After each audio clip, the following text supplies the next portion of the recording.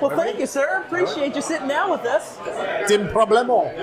I couldn't hesitate to stop you when you were walking earlier. I said, I gotta get it. Oh, that was you, is it?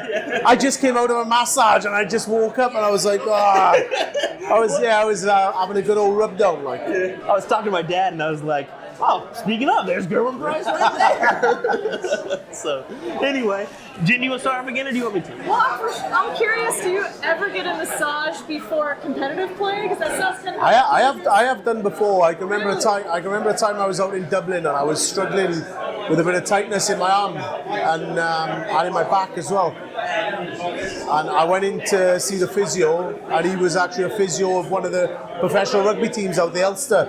And he got into my arm, got into my back, and I actually done really well in the tournament.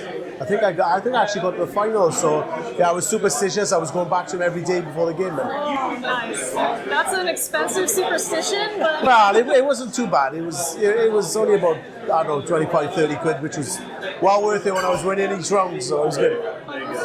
Do you find it easy or difficult to transition from the team sport of rugby to more mentality of the solo play of darts? To be honest, I haven't really thought about it, but obviously when you're playing rugby and it's a team sport, and if you're ever having a bad day, then you've got players around you that can support you and bring you along. But if you're having a bad day up on stage, nobody can help you. You know, it's a lonely place. It can get tough, especially if the crowd are on your back and you're playing really bad. So yeah, that's the most difficult part. Yeah, I wish it was someone up there sometimes that could just help me out. Well, with that said, do you prefer pairs or singles events? I prefer playing singles. I think it's less pressure. Oh, really? Because you're only affecting yourself. I mean, every time I play the World Cup and play with Johnny, I'm not just for Johnny, but for the whole country and the whole of Wales. I think it's that added pressure. But sometimes added pressure brings the best out of me as well. So, but yeah, I prefer to play where it's just me, and then if I lose, I disappoint myself, obviously family and supporters, but it's a lot more pressure, I think, playing for the team. I'm almost the opposite. I love the camaraderie of pairs playing and like really doing it for my teammate. It almost feels more rewarding than... Oh yeah. It's definitely more rewarding, and I think by winning the World Cup with Johnny is one of the, apart from the World Championship, that probably is the second best, tournament that I've won and trophy that I've won, and it means a lot to me. Not just me, obviously, like you say, playing and winning for Johnny as well and the whole of Wales. But yeah, I prefer singles because, like I said, it's less pressure. I did have a stupid question for you. I've always thought about this. If Hollywood made a movie all about darts, would you want to star in it? I would love to. But I don't know if I'm a very good actor, but I'd give it a go.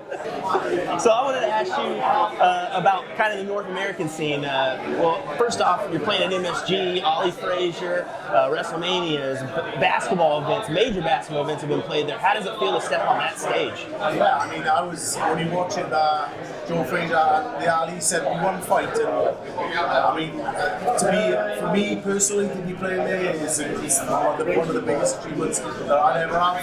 I'm going all guns. I want to be the first person to ever win this event for the first time being here. So yeah, just being out here as part of the PDC. I mean, me from a local village back somewhere in a small place in Wales to be here in the biggest city, one of the biggest cities in the world, one of the most iconic places, Madison Square Garden. So yeah, I'm buzzing over the World Cup to play. Well, there's kind of speaking of the stage. I want to talk about the crowd. I mean, you're a guy that has had his fair share of mishaps with the crowd and fair share of good things with the crowd. How do you feel about stepping on that stage with a North American audience behind you? It's a little bit different than the European crowd. I'm hoping they haven't watched much of the darts back home, because then I hope they don't start booing me as well. But I think they'll be pretty good, and like I said, I'm looking forward to it as long as I can go up there. I mean, it's been a hard couple of months playing in the Premier League, and it's been nice to just chill out this week, recharge the batteries, and yeah, I'm just looking forward to finding some form and playing up on that big stage. Well, I'm glad you mentioned a hard time at the Premier League. I did see a interview that you made that the new format kind of takes its toll on you, and that's kind of says something. Yeah, it is. It's but people say, oh, you're only playing 3 games. It's not so much about the 3 games. It's obviously that you travel on the Wednesday before, and usually you only prepare 3 hours or 3.5 hours, including the game. But then with the new format, mentally you're preparing for 8 hours, 8 or 9 hours, and I mean, especially if you get into finals, which I did in 2 of them, so it is difficult, and even mentally then thinking about traveling on the Friday and going to a Pro Tour weekend or a European, and you're home maybe for a day or 2, it really is difficult. You could do it here for 2, 3, 4 tournaments, but for 16 weeks, it takes its toll. Like, not just it's not physical, it's not physically draining, but mentally it is.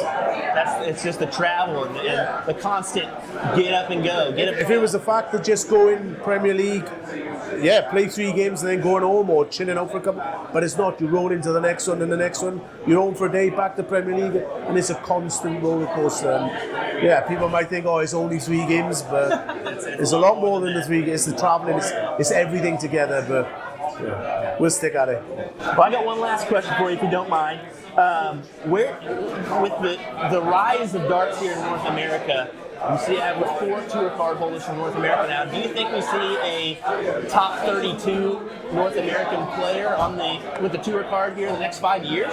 Yeah, definitely. Like you said, you've got 4 at the moment, and I know Danny Baggish, and I forget the other lad, Jules, Matt Campbell. Matt Campbell. So I think Danny Baggish and Matt Campbell are probably the best 2 prospects you've got so far, and there's no reason why, with a bit more experience, and if they can keep their tour card and stay on there for the next couple of years, there's no reason why they can't perform a bit better and climb the ranks. I mean, for myself, I've only been playing for 8 years, and it took me the best part of the 2 years to find my feet.